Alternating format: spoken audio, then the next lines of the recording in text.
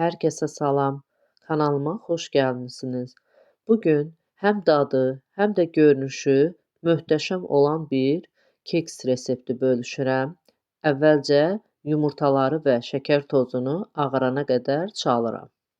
Sonra isə 1 paçka vanil, 2 paçka da qabartma tozu əlavə edirəm.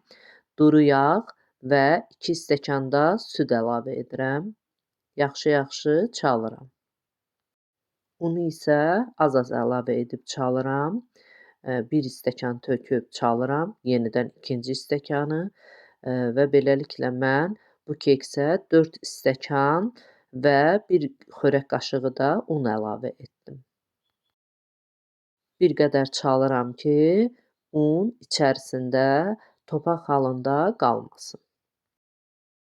Və xəmiri yağladığım keks qabına əlavə edirəm.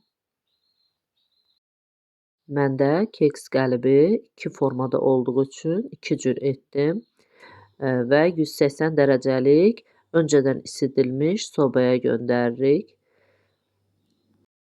Təxmini 20-25 dəqiqə ərzində bişib hazır oldu.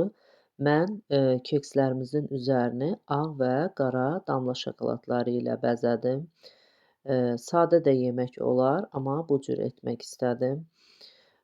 Həm uşaqlar üçün, həm də elə qonaqlarınız üçün çox əlverişli və rahat bir reseptdir. Siz isə kanalıma hələ də abunə deyilsinizsə, abunə olub bəyənməyi unutmayın. Sona qədər izlədiyiniz üçün təşəkkürlər.